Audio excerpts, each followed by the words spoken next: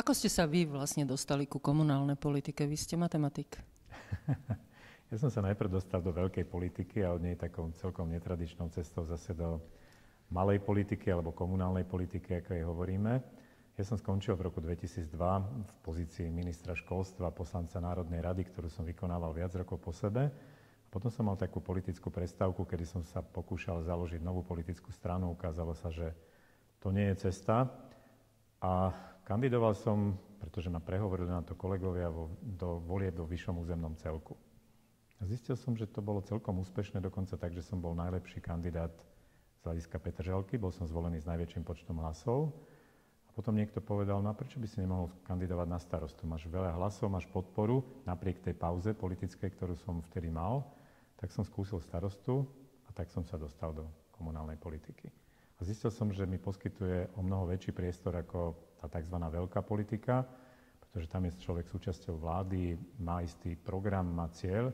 Tu na ten starosta alebo primátor je zvolený ako osoba, čiže má podstatne väčšiu slobodu, lebo má mandát od voličov na ten program, ktorý podporili a môže ten program presadzovať.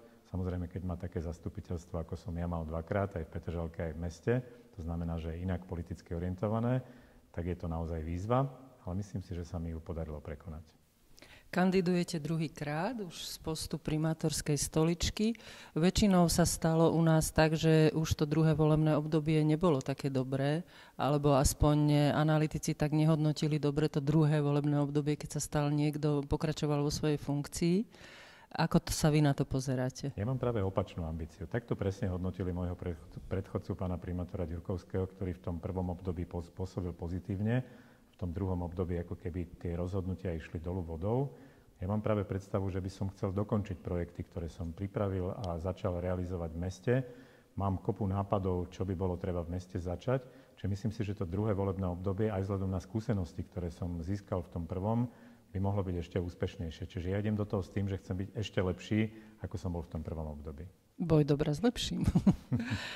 Chválite sa počas vášho obdobia, že sa zlepšila transparentnosť, že ste získali 300 miliónov eur z eurofondov na rozvojové programy pre Bratislavu, že ste znížili dlhy mesta a že ste riešili problémy z minulosti. Čo bolo z týchto vecí podľa vás najťažšie? Na čo ste taký najviac pyšní? Musím povedať, že asi najťažšie bola tá otázka dlhov. Predstavte si, že som zdedil mesto, ktoré malo dlhy vo výške 259 miliónov eur. Čo keď prerátame vo vzťahu k bežným príjmom, lebo to sa v samospráve tak počíta, tak je to viac ako 120%. A to je niekde na úrovni Grécka. Grécko je zlý príklad pre systém hospodárenia štátu. My sme mali zlý príklad pre systém hospodárenia mesta. Čiže museli sme začať konsolidovať, šetriť, robiť prebytkové rozpočty, čiže neminúť všetko to, čo dostaneme od štátu a najmä splácať staré dlhy. Tie dlhy nás proste ťažili, bolo treba zaplatiť za zimný štadión, za starú radnicu, za nakúpené autobusy, teda za veci, ktoré ľudia už užívali, akurát ich moji predchodcovia nezaplatili, čiže bolo treba ich zaplatiť. Toto si myslím, že bol najťažší krok. A nám sa podarilo znížiť tie dlhy o 28%. Taký štát asi na svete nie je, ktorý za 4 roky zníži dlhy o 28%, ale bez toho by sme nemohli uvažovať o tých rozvojových projektoch. Tých 300 miliónov prišlo do Bratislavy aj preto, že nás hodnotia ako stabilizovanú samosprávu a podarilo sa nám presvedčiť Európsku komisiu, že verejná doprava by mala byť priorita pre financovanie z európskych fondov a dnes to berú ako úplne normálnu vec aj pre programovacie obdobie 2014-2020. The Economist dokonca v lete tohto roku, myslím, že to bolo v auguste, zverejnil, že podľa ich pracovníkov Bratislava patrí do 10 miest sveta, kde sa najviac zlepšili podmienky na život za ostatných 5 rokov. Čo vy na to? Ja to s potešením konštatujem, že to je hodnotenie externého subjektu, ktorý sa pozerá veľmi prísne na fungovanie štátov, ale aj miest. A dokazuje to len to, že Bratislava teda nejde dolu vodou. Ako sa to snažia niektorí vykresliť, že všetko je zlé, klesla nám čistota, nefunguje doprava, všetko je horšie. The Economist hodnotil konkrétne oblasti, konkrétne kritériá a snažil sa nás hodnotiť z toho pohľadu, či sa nám podarilo veci zlepšiť. O kúsok sme sa zlepšili, ten kúsok bol naozaj taký, že nás to zaradilo medzi tých najväčších skokanov. Nemyslím si, že všetko sme v Bratislave vyriešili. Vôbec taký pocit nemám. Veľmi kriticky sa pozerám na tie veci, ktoré v meste nefungujú, ale práve na ne som sústredil pozornosť, keď sa pozerám na to, čo by sa dalo urobiť za ďalšie 4 roky. Čo to je? Mám pripravený volebný program, ktorý som predstavil a ktorý sa zameriava na 4 kľúčové oblasti. Tá kľúčová oblasť, ktorej treba pokračovať, pretože sme nedokončili všetko to, čo sme začali, je riešenie otázky dopravy. Bratislava je zahltená autami, my ponúkame alternatívu verejnú dopravu, cyklistickú dopravu a pešiu dopravu. V tej verejnej doprave je symbolom tej zmeny rekonštrukcia starého mosta, rozširovanie električkovej trate, čiže chceme ju dotiahnuť až na koniec Petržalky, nákup ďalších električiek, nákup ďalších autobusov, čiže obnova vozového parku na nízkopodlažné klimatizované vozidlá do konca roku 2016 o 60% by sa mal zlepšiť ten vozový park, ďalšie cyklistické trasy, rozvoj integrovanej dopravy a parkovanie. To je problém, ktorý Bratislavu trápi, treba s tým urobiť poriadok. Mojou druhou prioritou je pokračovať v otvorenom meste, to znamená v dialógu s ľuďmi, hľadať v konzultácii s verejnosťou tie najlepšie riešenia, organizovať verejné diskusie, ale rozpracovať aj nový koncept, ktorý sa veľmi silne uchytil v susednej Viedni a viacerých európskych mestách, to je tzv. Smart City. Inteligentné mesto, ktoré dokáže využiť technológie, dáta na to, aby lepšie fungovalo. Chcel by som, aby naozaj naše mesto lepšie fungovalo. Dve nové témy, ktoré ponúkam v tom volebnom programe, sa týkajú udržateľného rozvoja mesta a zeleného rozvoja, ak to tak môžem povedať.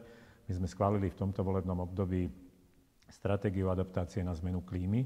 To je výzva, ktorá trápi celé štáty, trápi veľké mestá, trápi aj naše mesto. Máme na to pripravený program a máme aj peniaze. Nám sa z norských fondov podarilo získať 2 milióny eur, ktoré budeme používať práve v tom budúcom období na posilnenie udržateľného rozvoja mesta, na posilnenie zelených plôch, narábania s vodou v meste a podobne. Čiže zeleň a udržateľný rozvoj, nová téma, ale pre mňa veľmi dôležitá. A tou štvrtou témou, s ktorou pracujem, je otázka sociálne súdržného mesta.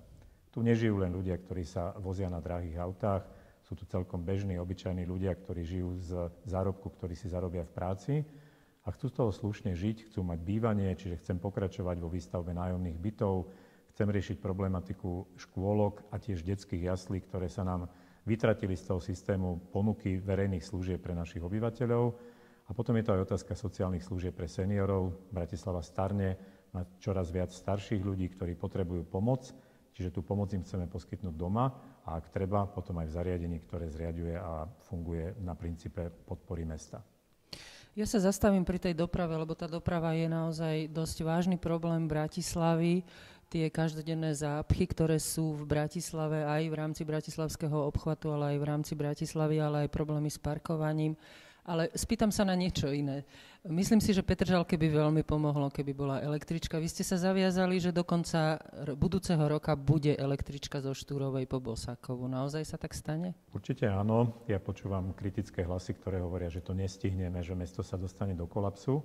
Je tu termín Európskej únie, že projekty, ktoré podporila Európska únia, musia byť dokončené do konca roku 2015, preto veľmi zodpovedne vyhlasujem, že to tak naozaj bude. Máme nastavený harmonogram, že stavba sa má skončiť do 30. októbra, potom budú 2 mesiace na vyúčtovanie faktúr, aby sme všetko dostali preplatené. Ten harmonogram je napätý, ale reálny. Reálny a vidieť, že tie práce sa rozbehli, po tom intermecu, ktoré sme mali s Dunajom a s bombami, všetko ide teraz podľa harmonogramu a ten harmonogram umožňuje kontrolovať tú stavbu. Čiže ja som presvedčený, že keď mesto urobí to, čo má, stavebný dozor, zhotoviteľ, že dostaneme tú stavbu do stavu, kedy budeme môcť kolaudovať v októbri budúceho roku. Aby sme vysvetlili, to sú tie bomby, ktoré sa mali nachádzať pod mostom starým.